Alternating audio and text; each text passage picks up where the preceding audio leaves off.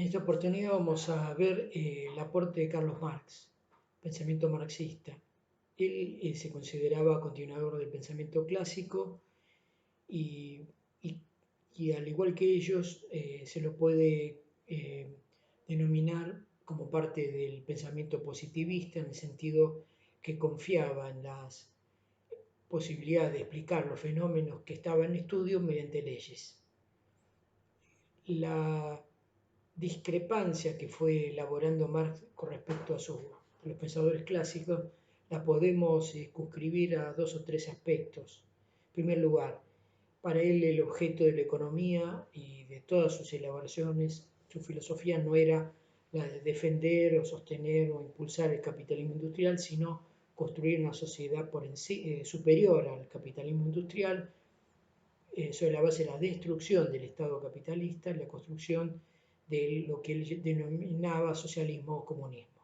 Entonces las leyes que él fue elaborando aportaban en ese sentido.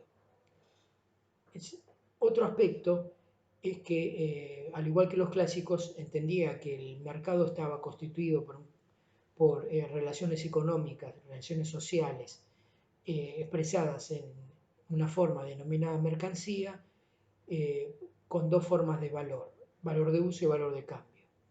Y el aporte que hizo fue,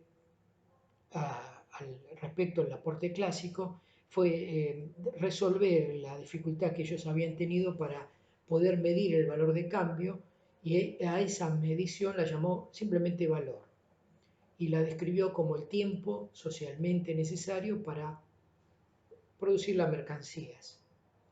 Esto es, tiempo socialmente necesario quiere decir que implica la admisión que en el capitalismo, como en cualquier otra sociedad, pero en el capitalismo en particular también, la producción es social, es decir, no es individual, sino que son producciones que se lanzan hacia el mercado.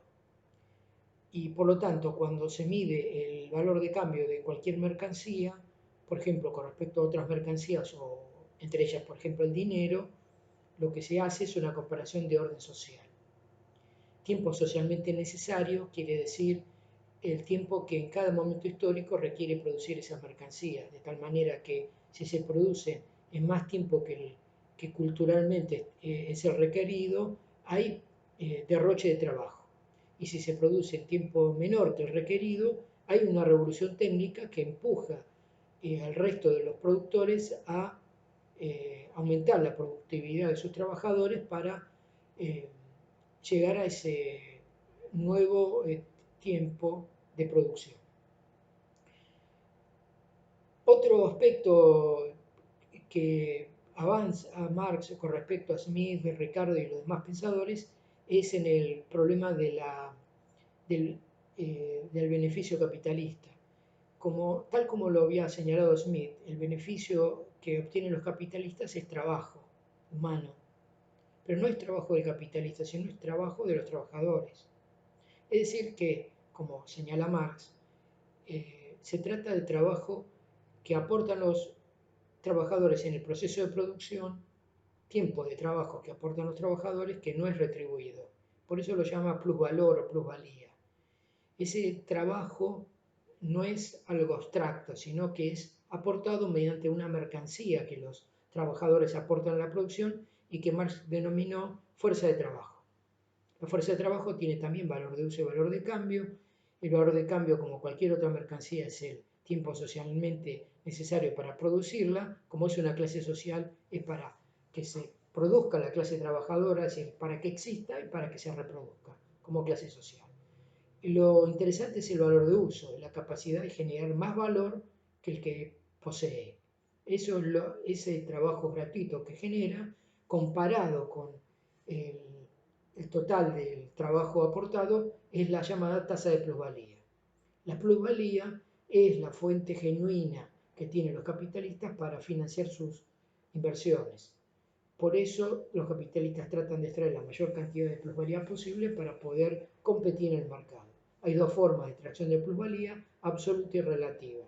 La absoluta se obtiene, es la más brutal, la que se obtiene extendiendo la jornada de trabajo o aumentando la intensidad de la explotación, y la plusvalía relativa es más sutil, se obtiene mediante el aumento de la productividad en aquellos bienes, industrias que producen los bienes que constituyen la canasta familiar de los trabajadores. En la medida que aumenta la productividad, disminuye el precio de esos bienes y por lo tanto queda más plusvalía para los capitalistas que emplean esa fuerza de trabajo. Un tercer elemento distintivo es haber desarrollado la preocupación que los clásicos tenían, algunos de ellos por lo menos, por ejemplo Adam Smith, en sobre la caída de la tasa de beneficio. El beneficio es la plusvalía distribuido entre las distintas fracciones de la clase capitalista. ¿Por qué cae la tasa de beneficio, la tasa de ganancia?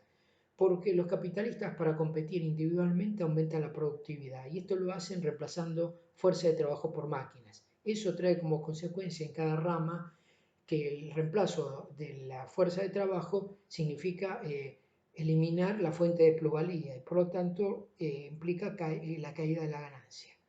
El capitalismo ha creado los mecanismos para evitar la caída de la tasa de beneficio que Marx analizó como fuerzas contrarrestantes a la caída de la tasa de beneficio que actúan sobre la plusvalía, por ejemplo, prolongando la jornada de trabajo o pagando la fuerza de trabajo por debajo de su valor, violando la ley del valor que antes mencioné, o bien mediante la producción de capital constante, es decir, maquinarias, herramientas, etcétera, con mayor productividad.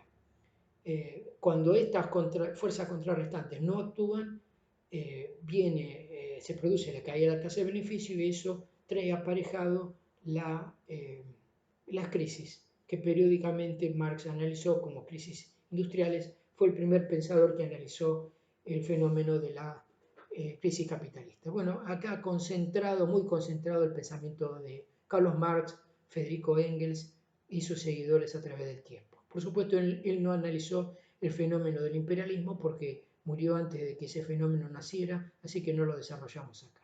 Listo, acá con esto terminamos Marx para Economía 1. Después en Economía 2 lo vamos a desarrollar más en extenso.